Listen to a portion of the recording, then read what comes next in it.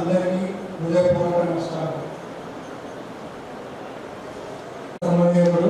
ఈ పుణ్య దంపతుల పుత్రుడు నేను 8వ తరగతి 956 మరియు చంద్రరెడ్డి గారి పర్యవేక్షణలో చదువుతో పాటు ఆర్ఎస్ఎస్ శాఖ క్రీడా ద్వారా ఉమ్మడి రాష్ట్ర ద్వారా అభయంగా మా దేశానికి యూనివర్సిటీ చేయించడం జరిగింది. జాతీయ స్థాయిలో పాల్గొన్నాను. Central excise customs all India గవర్నమెంట్స్లో 6 పర్యాయ ఛాంపియన్స్గా నిలిచాము. ఇన్స్పెక్టర్గా జరిగిన కొన్ని రోజులలో అప్పటి ఉమ్మడి ఆంధ్రప్రదేశ్ రాష్ట్ర నేటికి సంఘ విద్రోహుల చేతిలో ఇబ్బందులు పడుతూ ఆనాటి జనసంఘ్ భారతీయ జనసంఘ్ సభ్యులుగా ఈనాటి వరకు కూడా సంతోషిస్తూ మన రాష్ట్రాలలో కూడా అధికారంలోకి రావాలని ఈ సభ్యులందరూ, ఈ మొదటి తరం సభ్యులందరూ 1000 కళ్ళతో వెయిట్ చేస్తున్నారు. వారిని స్ఫూర్తిగా జనతా పార్టీని ప్రతి గ్రామమునందు బలోపేతం చేయాలని మన ప్రాంతీయులు, మన జిల్లా వాసి, మరి వారి పూర్వీకులు కూడా మేలచెరు మండలంలో ఉండి తర్వాత నల్లబండగూడెం, మరి నిజంగా వారు ఏబీపీలో పనిచేసి ఆర్ఎస్ఎస్లో పనిచేసి మన రాష్ట్ర అధ్యక్షులు ఉన్నారు. మన పార్టీలనే అది సాధ్యమవుతుంది. వారు దానగుణం ఉన్నటువంటి కుటుంబం. మరి మన హుజూర్నగర్ విజయలక్ష్మి థియేటర్ కూడా వారి అమ్మమ్మ గారు ఆ స్థలం ఇవ్వడం జరిగింది. వారికి నిజంగా సార్ మా నియోజకవర్గం వచ్చినందుకు ప్రత్యేకంగా ధన్యవాదాలు తెలిపి వారిని మాట్లాడవలసిందిగా సవినయంగా మనవి చేస్తా ఉన్నాం. సంబంధాలు ఉన్నటువంటి ఒక పెద్దలకు, మీడియా మిత్రులకు, ఈ కార్యక్రమం నిర్వహిస్తున్నటువంటి నిర్వాహకు సుధాకర్ రెడ్డి గారు ఒక ఐఆర్ఎస్ అధికారిగా రిజైన్ చేసి భారతీయ జనతా పార్టీలో చేరడం కోసం నా దగ్గర వచ్చినప్పుడు అప్పుడు చెప్పాడు, నేను కూడా ఈ ప్రాంతం వాసినే సార్, గడ్డిపల్లి ఆ ప్రాంతంలో మా ఊరు, నేను పార్టీలో చేరుతాను అంటే చాలా సంతోషం అనిపించింది. ఎందుకంటే వాస్తవానికి దక్షిణ తెలంగాణలో భారతీయ జనతా పార్టీ చాలా అంత పెరగలేదు, పెరగాల్సిన అవసరం ఉన్నది అని చెప్పి ప్రజల్లో ఆ భావన వచ్చిన నేపథ్యంలో వారు పార్టీలో చేరడము ఇది శుభ సూచకం. ఎందుకంటే చదువుకున్న వాళ్ళు, విద్యావంతులు, దేశం కోసం కొన్ని సంవత్సరాలు సేవ చేసి సమాజ సేవ కోసము రాజకీయాల్లో రావడము, దేశ సేవ కోసము రాజకీయాలు రావడం అనే ఆలోచన ఏది ఉందో సుధాకర్ రెడ్డి గారి నిర్ణయాన్ని నేను స్వాగతించి ఆ రోజు పార్టీలో చేర్పించడం జరిగింది. మరి ఆ రోజు జిల్లా అధ్యక్షురాలు చెల్ల శ్రీలతారెడ్డి గారు ఉన్నారు.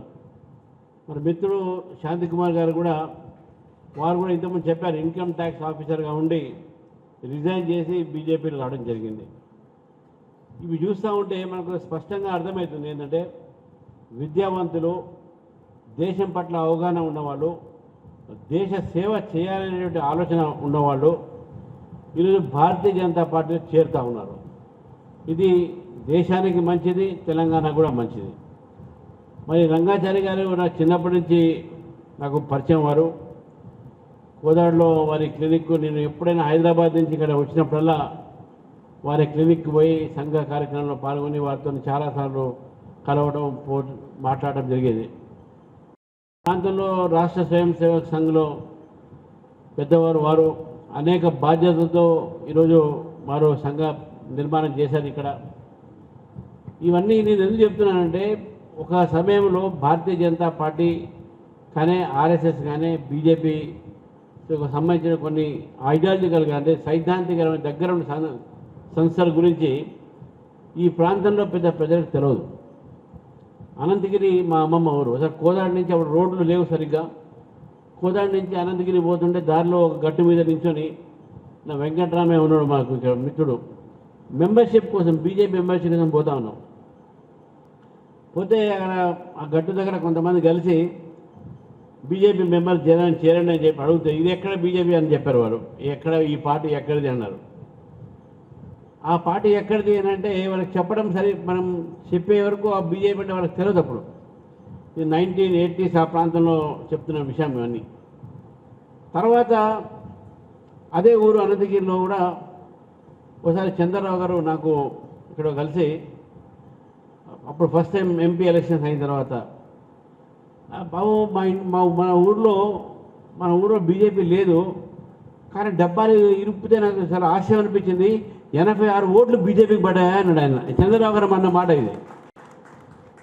నేను ఆశ్చర్యపోయాను. అంటే పార్టీ అక్కడ ఎవరు తెలవని పార్టీ, అక్కడ 86 సీట్లు ఓట్లు వచ్చినాయి. మన సైద్ రెడ్డి గారు పోటీ చేసినప్పుడు ఎంపీగా మా ఊరు నల్లబండగూడెంలో అక్కడ మన కార్యకర్త ఆయన చెప్పాడు నాకు, సార్ మన ఊళ్ళో 130 ఓట్లు వచ్చినాయి సార్ మన బీజేపీకి అని చెప్పేసి. అక్కడ ఇంతమంది ఒక్క బీజేపీ ఓటు రాకపోయేది. అంటే ఎంత మార్పు ప్రజల్లో వస్తుందో చూడండి ఒకసారి. ఈరోజు భారతీయ జనతా పార్టీ అంటే ప్రజల్లో అంత పెద్ద ఎత్తున ఈరోజు ఆదరణ దొరుకుతున్నది అంటే, మారుమూల ప్రాంతాల్లో గతంలో అక్కడ పేరు కూడా తెలవని ఒక ప్రాంతంలో ఈరోజు పెరుగుతున్నది అనే విషయాన్ని నేను స్పష్టంగా ఈరోజు చెప్తా ఉన్నాను. చాలామంది అంటారు తెలంగాణలో బీజేపీ ఇప్పుడు ఎక్కడ అన్ని చోట పెరగలే కదా అంటారు. ఇది చాలా పొరపాటైన ఆలోచన. మీరు రాజకీయ విశ్లేషకులకు, రాజకీయ కార్యకర్తలకు, రాజకీయ నాయకులకు చెప్పదలుచుకున్నాను. త్రిపుర అనే ప్రాంతంలో సిపిఎం ఒక 30 సంవత్సరాలు పరిపాలించింది. అక్కడ బీజేపీకి ఒక్క వార్డు మెంబర్ లేకుండే. కానీ ప్రజలు తలుచుకున్నారు మార్చాలని సిపిఎం అంటే. కాంగ్రెస్ కూడా ఓటేయకుండా సెకండ్ అప్పుడు అదే ఉండే బీజేపీని గెలిపించారు త్రిపురలో. ఒక్కసారి కాదు 3 సార్లు గెలిపించారు త్రిపురలో బీజేపీ. ఇప్పుడు ఒకసారి ఇదే హర్యానాలో కూడా మనకు 2, 3 సీట్లు ఉంటుంది బీజేపీకి. కానీ ఒక్కసారి బీజేపీ గెలిచిన తర్వాత 3వసారి ఇప్పుడు గెలవడం జరిగింది హర్యానాలో కూడా. అంటే ఎంత మార్పు చూడండి. ఇప్పుడు ఒరిస్సాలో కూడా మనం 3వ స్థానం ఉండే, BJD first, second Congress, third మనం ఉండే. కానీ ఈరోజు మనం ఫస్ట్ వచ్చినాం, కాంగ్రెస్ థర్డ్ పోయింది. కాబట్టి రాజకీయాల్లో ఎప్పుడైనా ఏదైనా జరగవచ్చు. అటువంటి మార్పు ఈరోజు తెలంగాణలో ప్రజలు ఆలోచిస్తున్నారనే విషయాన్ని ఈరోజు మనకు స్పష్టంగా కనబడుతుంది అనే విషయాన్ని మనం గుర్తుంచుకోవాలి. కాబట్టి ఇక్కడ చెప్తా ఉన్నాను మీకు, నిరాశకు మీరు ఎప్పుడు కూడా లోను కాకండి. కొన్ని పార్టీలు ఉంటాయి, ఎందుకంటే రాజకీయం ఎక్కువ మాట్లాడకుండా కొన్ని పార్టీల విమర్శ చేయకుండా కొన్ని పార్టీలు అనుకుంటవచ్చు మీ 10 సంవత్సరాలు మనం పరిపాలించిన నెక్స్ట్ మాదే అనుకుంటారు వాళ్ళు. ఇప్పుడున్న పార్టీ ఏమనుకుంటుంది, 10 సంవత్సరాలు వాళ్ళు ఈ రాష్ట్రాన్ని దోచుకున్నారు, ఇక నెక్స్ట్ వాళ్ళకి ఎవరు ఓటు నాకే వస్తుంది, 3వ పార్టీ రాదులే అని అనుకుంటున్నారు. కానీ ఇద్దరు కూడా పొరపాటు పడుతున్నారు. తెలంగాణ ప్రజలు ఈసారి 3వ పార్టీకు అదే బీజేపీకు అవకాశం నిశ్చయించుకున్నారు అనేది మనకు స్పష్టంగా కనబడతా ఉంది. ఇది మార్పు. మన సంస్థలని కూడా మార్పు కోరుతాం. సమాజంలో మార్పు రావాలి, దేశంలో మార్పు రావాలి. ఆలోచన విధానంలో ఒక రాజకీయంగా అధికారం మారితే సరిపోదు, మన ఆలోచన విధానాల్లో కూడా మార్పు రావాలి. కొంతమంది మొన్న చూసాం మనం మాట్లాడితే, అరే కాశ్మీరుడు ఈ మధ్య స్వాతంత్రం అడుగుతున్నది, ఇచ్చేస్తే అయిపోతుంది కదా కూడా నాతో అన్నాడు. ఎందుకు మన గొడవ, ఇచ్చేస్తే అయిపోతుంది కదా అని కొంతమంది మేధావులు కొంతమంది ఉంటారు మన దేశంలో, అర్బన్ నక్సల్స్ మనం అంటాం. వాళ్ళు ఏంటంటే దేశం అనేది ఒక ఐక్యంగా ఉండాలి, యూనిటీ అనేది లేదు వాళ్ళకు. ఇది దేశము మన కల్చర్ అంటే మన సంస్కృతి అనేది కూడా ఇది మన సంస్కృతి కాదు అనే ఆలోచన వాళ్ళు ఉన్నారు. దక్షిణాది వేరే, ఉత్తరాది వేరే అనే ఆలోచనలో కొంతమంది ఈరోజు దేశాన్ని విడగొట్టే ప్రయత్నం చేస్తున్నారు. నేను వాళ్ళందరికీ ఒకటే చెప్పదలుచుకున్నాను, ఈ దేశం పైన అలెగ్జాండర్ వచ్చాడు 326 BCలో, ఈ దేశం పైన పరిపాలించాడు. పోతూ పోతూ సెల్యూకస్ని ఇక్కడ పెట్టిపోయాడు. 326 ఈస్ట్ కేసు ముందు, క్రైస్తవ ముందు 326 BC. దాని తర్వాత మన దేశంలో విదేశీయులు రావడం మొదలుపెట్టారు.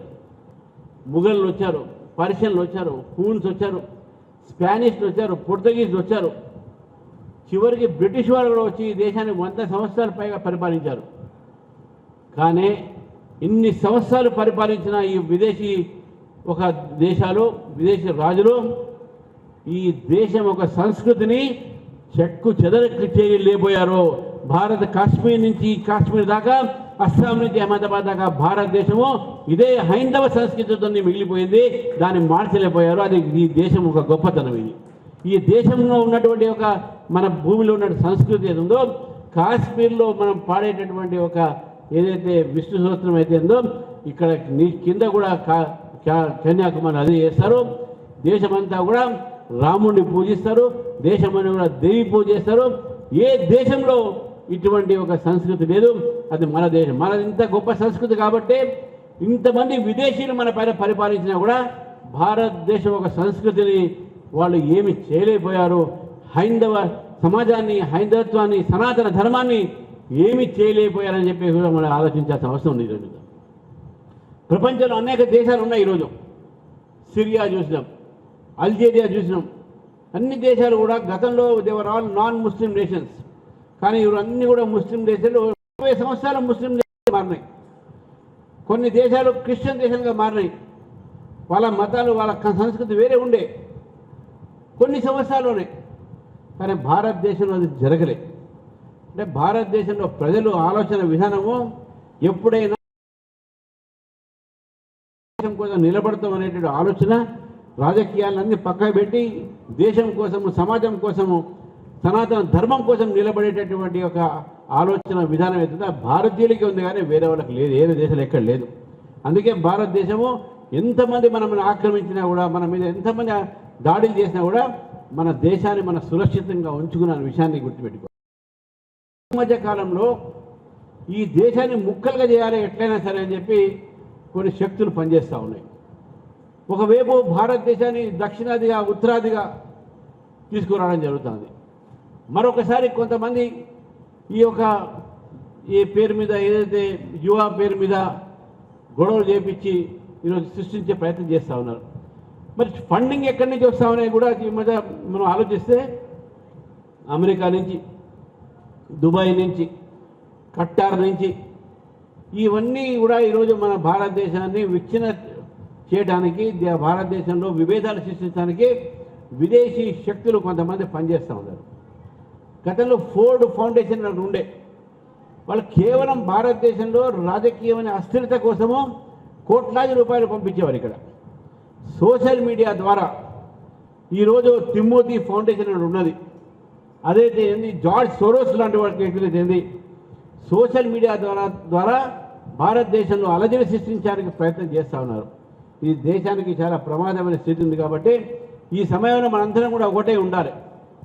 మన అందరం కూడా దేశం ఒక ఐక్యత్వాన్ని కాపాడాలంటే, ఇటువంటి శక్తులని మనము మళ్ళీ ఓడించాలంటే, మనము అంతా కూడా కలిసి భారతీయుల్ని నువ్వు విడగొట్టలేవు, భారతీయతని నువ్వు విడగొట్టలేవు, భారతదేశం ముక్కలుగా చేసేది ఎవరికి ఒక తరం కాదు అనేటువంటి ఒక సంకేతాన్ని మనం ఇవ్వాల్సిన అవసరం ఉందని చెప్పేసి కూడా ఈరోజు అటువంటి సమాజం మనం నిర్మాణం చేసుకోవాలి. మిత్రులారా, ఈరోజు చాలా అవసరం మనకు అది. చివరికి ఒక మాట చెప్పుదాం మీ అందరికీ. మనం చూస్తూ ఉన్నాం, మనం దగ్గర ఏదైతే ఈరోజు సంబంధించినటువంటి దాంట్లో రాజకీయంగా కొన్ని పార్టీలు ప్రయత్నం చేస్తూ ఉన్నారు. ఎలక్షన్స్లో ఓటర్ లిస్టు విషయాలు మాట్లాడుతాను, ఎస్ఐఆర్ గురించి. ఈ ఎస్ఐఆర్ అనే ప్రక్రియ ప్రతి 10 సంవత్సరాలకు 5 సంవత్సరాలు జరుగుతూనే ఉంటుంది. దాని మీద చాలా బ్రహ్మాండంగా ప్రచారం చేశారు. ఉల్టా ఇది మొత్తం ఒక పార్టీ చేస్తుంది, అధికారం కోసం చేస్తుంది అని చెప్పేసి. కానీ ఈరోజు అన్ని పార్టీలు కూడా దాంట్లో ఇన్వాల్వ్ అయి ఉన్నారు. కానీ అది చాలా ఆశ్చర్యం ఏమనిపిస్తుంది అంటే, ఈరోజు కూడా ఎంఐఎం హైదరాబాద్ నగరంలో కొంతమంది విదేశీయులు వేరే దేశం నుంచి వచ్చి ఇక్కడ శరణార్థులుగా ఉన్నారు. రోహింగ్యాలు, బంగ్లాదేశ్ ముఖ్యంగా. ఎందుకంటే వాళ్ళ దేశంలో వాళ్ళకు ఉన్నటువంటి రాజకీయ పరిస్థితి వాళ్ళని ఎలగొట్టడము, వీళ్ళు వచ్చేయడం జరిగింది. ఇక్కడ శరణార్థులుగా ఉండాలి. కానీ శరణార్థులు కాకుండా వాళ్ళకు ఓటర్ లిస్టు పేర్లు రావాలి, మేము ఈ దేశంలోనే అన్ని రేషన్ కార్డు తీసుకోవాలి, ఆధార్ కార్డు తీసుకోవాలి, ఈ దేశం మీద మేము బతకాలి అనేటువంటి ఆలోచనతో కొంతమంది వాళ్ళకు సహకారం కూడా అందిస్తూ ఉన్నారు. అందులో భాగంగానే ఎంఐఎం పార్టీ ప్రభుత్వం మీద ఒత్తిడి పెట్టి ఫ్యామిలీ రిజిస్టర్ సర్టిఫికేట్ అనేది ఎఫ్ఆర్సి అని చెప్తాను. ఇది కొత్త, ఎక్కడ కూడా లేదు.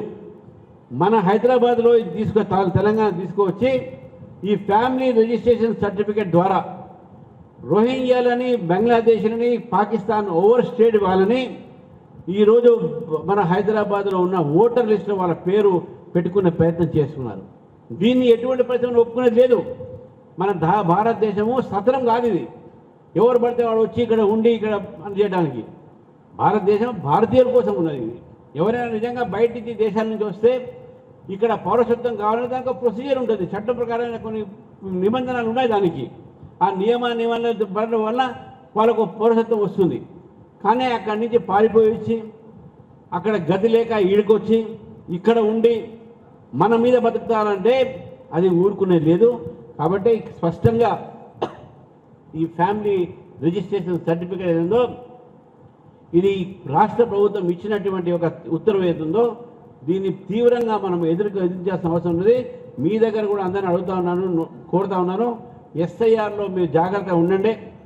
పట్టణ ప్రాంతాల్లో చాలామంది దొంగ ఓట్లు ఈ విదేశీయులని ఉంచే ప్రయత్నం చేస్తున్నారు.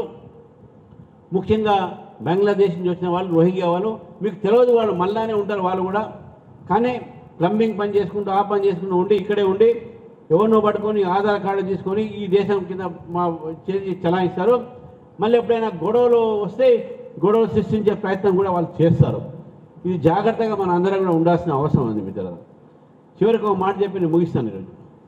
ఈరోజు ఈ యొక్క కార్యక్రమంలో అనేక సంవత్సరాల నుంచి పనిచేసినటువంటి చాలామంది ఇక్కడ ఉన్నారు.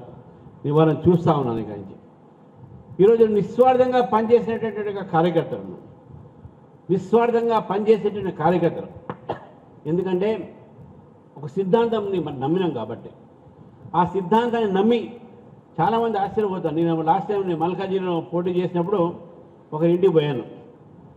నేను పోటీ చేసినప్పుడు అడిగారు నన్ను, సార్ మీరు ఎప్పటి నుంచి ఉన్నారు సార్ ఈ పార్టీలోని అంటే విద్యార్థి వ్యవస్థ నుంచి 1977 నుంచి ఇందులో పనిచేస్తున్నాం సార్, ఏబీఏపీ నుంచి బీజేపీ. అట్లనే సార్ మళ్ళీ పార్టీ మారలేదు సార్ మీరు అంటున్నాను. అంటే పార్టీ మారడం అనేది ఒక న్యాచురల్ ప్రాసెస్ అనుకుంటున్నాను. ఇక్కడ ఉన్న కార్యకర్తలందరూ కూడా చూస్తున్నాను. మనం పార్టీ మారకుండా సిద్ధాంతాన్ని నమ్మి రాజ్యాధికారాన్ని కేవలం దేశ శ్రేయ కోసం తీసుకురావాలనేటంటో మనం ఆలోచిస్తూ ఉన్నాం. కాబట్టి ఈరోజు ఇంత పెద్ద మహత్వమైన కార్యక్రమాల్లో కొత్త వాళ్ళు కూడా మన పార్టీలో రావాల్సిన అవసరం ఉన్నది. కొత్త వాళ్ళంటే చాలామంది ఈరోజు వేరే పార్టీ ఉన్న వాళ్ళు కూడా మనం ఒక సిద్ధాంతం నచ్చి మోదీ గారి విధానాన్ని నచ్చి మన దగ్గరకు వచ్చే ప్రయత్నం చేస్తూ ఉన్నారు. వాళ్ళందరూ కూడా మనం కలుపుకోపోవాలి. అందరూ కూడా పార్టీలో మనం ఆహ్వానించాలి. పార్టీలో ఆహ్వానించిన తర్వాత పార్టీ పెరిగే అవకాశాలు ఎక్కువ ఉంటాయి. కాబట్టి ఎవరు కూడా మన పార్టీలో వస్తానంటే ఎవరిని కూడా మనం ఆపాల్సిన అవసరం లేదు. అందరిని రానియాలి. అందరికీ మనం ఒక కార్యక్రమంలో పార్టిసిపేట్ చేయిస్తూ మనం ముందుకు పోయి ఈ ప్రాంతంలో కూడా జాతీయ భావాన్ని బలోపేతం చేయాల్సిన అవసరం ఉన్నది. ఒక రాష్ట్ర స్వయం సేవక సంఘం చేసే ప్రయత్నము అది కొంత అయితే సామాన్యుడు ప్రజలు కూడా ఈరోజు ఆలోచించాల్సి ఉంది. కాబట్టి రాజకీయ క్షేత్రంలో ఉన్నట్టు మనము ఈరోజు ఆ జాతీయ భావాన్ని పెంచే ప్రయత్నంలో కొత్త వాళ్ళను కూడా పార్టీలో తీసుకువచ్చి ఈ ప్రాంతంలో జాతీయ భావాన్ని పెంచి ముఖ్యంగా భారతీయ జనతా పార్టీని కూడా పెంచితే తప్పకుండా నాకు పూర్తి నమ్మకం ఉంది. దక్షిణ తెలంగాణలో కూడా భారతీయ జనతా పార్టీ మంచి ఆదరణ ఉన్నది. ఈరోజు సుధాకర్ రెడ్డి గారు కానీ శాంతి కుమార్ గారు ఇద్దరు కూడా మహబూబ్ నగర్, నల్గొండ ఉమ్మడి జిల్లా, మరి ఉమ్మడి జిల్లా సంబంధించిన ఈ రెండు కూడా దక్షిణ తెలంగాణలో వచ్చే భాగాలు ఇవన్నీ. అంత మేధావులు విద్యావంతులు పార్టీ చేరుతున్నారంటే పార్టీ పట్ల ప్రజలు చూస్తూ ఉన్నారు. ఒక ఆలోచన ప్రజల్లో ఉన్నది. తెలంగాణలో ఒక 10 సంవత్సరాలు మనం ఒక బీఆర్ఎస్కి ఇచ్చినాము, చూసినాము ఏమైంది అనేది. అది మార్పు కోసము 2.5 సంవత్సరాలు ఇప్పుడు అయిపోయింది, ఇంకో పార్టీకి ఇచ్చినాము, చూస్తున్నాం ఏమవుతున్నదని. కాబట్టి ఈ రెండింటికి ఇచ్చినాం కదా, ఇంకొకసారి అవకాశం బీజేపీకి ఇస్తామనే ఆలోచన ప్రజల్లో ఉన్నది. ఆ దిశలో మనందరం కూడా పనిచేసి ప్రజలకు మమేకం చేసుకుంటూ ముందుకు పోతే నాకు పూర్తి నమ్మకం ఉంది. రానున్నటువంటి 2028 తిరిగి ఎన్నికల్లో ఇక్కడ డబుల్ ఇంజన్ సర్కార్ బీజేపీ ప్రభుత్వం వస్తుందని చెప్పి పూర్తి నమ్మకం ఉన్నది. ఈ ప్రాంతంలో కూడా అనేక స్థానాల్లో కూడా భారతీయ జనతా పార్టీ గెలుస్తుందని చెప్పేసి నా నమ్మకం ఉంది. ఈ యొక్క అవకాశం ఇచ్చిన సుధాకర్ రెడ్డి గారికి, ఎందుకంటే ఇది రాజకీయమైనటువంటి మీటింగ్ కాదు, కానీ రాజకీయ పార్టీ అధ్యక్షుడు కాబట్టి కొంత రాజకీయం మాట్లాడకపోతే బాగుండదు. కాబట్టి కొంత నా ఒక స్వార్థం కూడా దీంట్లో ఉంది. కాబట్టి ఇంతమంది పాత వాళ్ళు చాలామంది వచ్చారు. అందరికీ కూడా నేను పేరు పేరున ధన్యవాదాలు తెలుపుతూ ఈ ఎంత ఇంత వర్కింగ్ డే అయినా కూడా పెద్ద సంఖ్యలో మీ అందరూ వచ్చారు. మీ అందరికీ ధన్యవాదాలు. భారత్ మాతాకి జై. సూర్యాపేట జిల్లాలో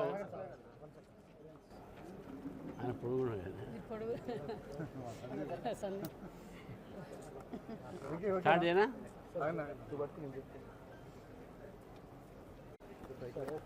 ఈరోజు సూర్యాపేట జిల్లాలో కోదాడ హుజూర్నగర్ ఈ యొక్క నియోజకవర్గాలకు సంబంధించినటువంటి జనసంఘ నుంచి పనిచేసిన కార్యకర్తలకు సన్మాన కార్యక్రమం పెట్టడం జరిగింది. ఆత్మ సమ్మేళనం పేరు మీద ఆ కార్యక్రమం రావడం జరిగింది. ఈరోజు చాలా సంతోషం ఉంది. ఎందుకంటే పాత కాలం నుంచి బీజేపీలో పనిచేస్తున్నటువంటి యొక్క కార్యకర్తలు కలవటము. అయితే ఈ సందర్భంగా తెలంగాణలో కూడా మారుతున్నటువంటి రాజకీయ పరిస్థితిలో దక్షిణ తెలంగాణలో కూడా భారతీయ జనతా పార్టీకి ఆదరణ పెరుగుతున్న విషయాన్ని మనం చూస్తూ ఉన్నాం. ఈరోజు చాలామంది ఇక్కడ ఐఆర్ఎస్ ఆఫీసర్ రిజైన్ చేసి బీజేపీకి చేయడం జరిగింది. చల్లా సుధాకర్ రెడ్డి గారు వారితో పాటు చాలామంది పార్టీలో చేయడానికి వారు సుముఖంగా ఉన్నారు. రాష్ట్రంలో పరిస్థితి ఏ విధంగా ఉందంటే ఆ రోజు 10 సంవత్సరాలు ఈ రాష్ట్రాన్ని దోచుకున్నటువంటి ఒక పార్టీని మార్చి సరే కొత్త పార్టీ కాంగ్రెస్ పార్టీకి ఇజ్రాయల్ కొత్త ఒక అవకాశం అని చెప్పి ప్రజలు ఆలోచించిన నేపథ్యంలో ఈ రెండు పార్టీలు కూడా ప్రజల ఒక జీవితాలతో ఇంకా చెలగాటం ఆడుతున్నటువంటి సందర్భం చూస్తూ ఉన్నాం. విద్యార్థులకు ముఖ్యంగా ఫీజు రీఎంబర్స్మెంట్ ఇవన్నీ లేక విద్యార్థులు రోడ్ల మీద పడి వారి జీవితాలు పాడు చేసుకునేటువంటి పరిస్థితి చూస్తూ ఉన్నాం. సర్టిఫికెట్లు ఇవ్వట్లేదు. 20 లక్షల మంది విద్యార్థులకు ఈరోజు ఈ యొక్క ప్రభుత్వం బకాయి ఇవ్వాల్సిన నేపథ్యంలో ఈ యొక్క ఎగ్జామ్స్ అయితే ఉద్యోగాల కోసం జరిగేది ఏపీపీఎస్సీ లానే అప్పుడు ఉన్నప్పుడు అప్పుడు లీకలు అయినాయి. టీజీపీఎస్సీ వచ్చినప్పుడు లీకలు అయినాయి. సంబంధించిన ఓఎంఆర్ షీట్లు ఈరోజు బయటపడ్డాయి. ఏ విధంగా బయటకు వచ్చినాయి? ఎఫ్ఐఆర్ చేసినంత మాత్రం సరిపోదు. అంటే ఒకటో ఎగ్జామ్స్ లీక్ అవుతాయి ఒక సమయంలో ఆన్సర్స్. ఎందుకంటే 4 సంవత్సరాలు ఓఎంఆర్ రికార్డు పెట్టుకోవాల్సిన అవసరం ఉన్నది తెలంగాణ పరిషత్ ఈ ఒక ఏదైతే పబ్లిక్ సర్వీస్ కమిషన్. కానీ ఈరోజు బయటపడ్డాయి 450 ఓఎంఆర్ షీట్ల దాకా బయటికి ఎట్లా వచ్చినాయి ఇవి? ఎఫ్ఐఆర్ చేసిన మాత్రం సరిపోదు. దీని వెనక అసలైనటువంటి తెలంగాణ పబ్లిక్ సర్వీస్ కమిషన్లో జరిగేటటువంటి అవకతవకలు కానీ జరిగేటటువంటి ఒక విద్యార్థులకు నష్టం కానీ ఎందుకు జరుగుతున్నది, ఎందుకు వాళ్ళు సరిగ్గా పరీక్షలు నిర్వహించలేకపోతున్నారు అనే విషయాన్ని ఈరోజు గమనించాల్సిన అవసరం ఉన్నది. ఈ ప్రభుత్వం జాబ్ క్యాలెండర్ చెప్పింది. జాబ్ క్యాలెండర్ విషయంలో పబ్లిక్ సర్వీస్ కమిషన్కి ఏదైనా రోల్ ఉందా? వాళ్ళని ప్రయత్నం చేస్తున్నారా? అది లేదు.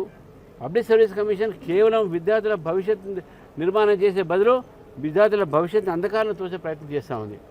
కానీ వెంటనే ప్రభుత్వము పబ్లిక్ సర్వీస్ కమిషన్ని తెలంగాణ పబ్లిక్ సర్వీస్ కమిషన్ని ప్రక్షాళన చేసి విద్యార్థులకు సమయంలో ఉద్యోగాల కోసం పరీక్షలు నిర్వహించి లీకులు కాకుండా ఆలస్యం కాకుండా కోర్టుకు పోయేటటువంటి ఒక అవకాశం ఇవ్వకుండా రిజల్ట్స్ అనౌన్స్ చేయాల్సిన అవసరం ఉన్నది.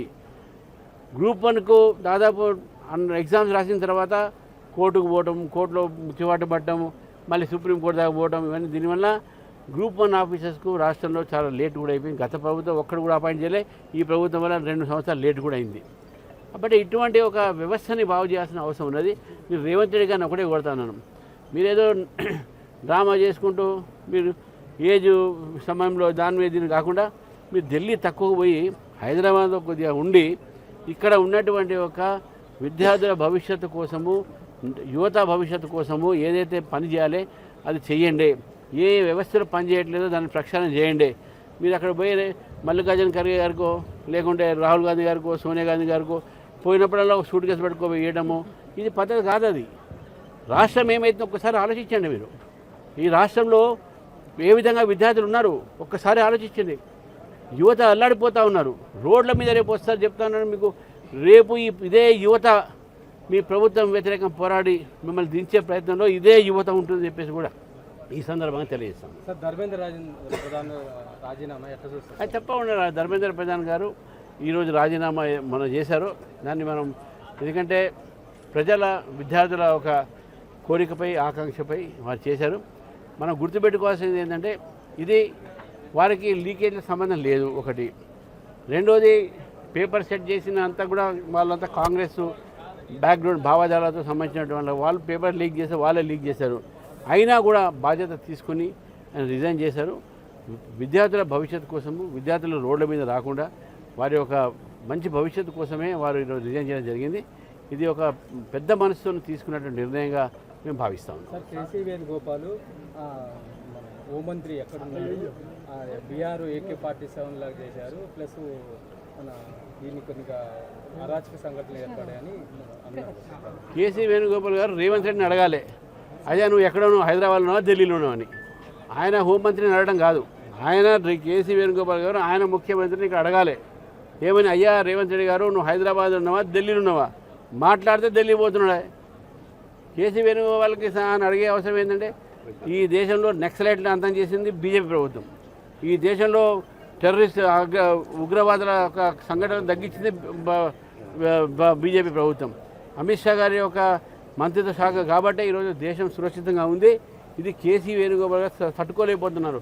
ఎందుకంటే వాళ్ళందరికీ విదేశీల సంబంధించినటువంటి ఒక ఆదేశాలు వస్తాయేమో వీళ్ళు అడుగుతారు. ఇట్లా వాళ్ళు ఎప్పుడైనా సరే వాళ్ళు అడిగారా భారతదేశంలో మంచిగా ఉంది లా అండ్ ఆర్డర్ అని చెప్పరు వాళ్ళు. వాళ్ళ రాష్ట్రంలో కేసీ వేణుగోపాల్ ముందు చూడమని చెప్పండి, కేరళలో ఏమవుతుంది, విద్యార్థులు రోడ్ల మీద వచ్చారు, లాఠీ చార్జ్ అక్కడ చేస్తున్నారు. మీరు ముందు మీ స్టేట్లో ఏమైతే చూడండి, మీ ముఖ్యమంత్రి యూపీఏ ప్రభుత్వం అక్కడ ముఖ్యమంత్రి, యూడీఎఫ్ ముఖ్యమంత్రి కేరళలో విద్యార్థులను లాఠీ చార్జ్ చేస్తున్నారు, జైలుకు పంపిస్తున్నారు.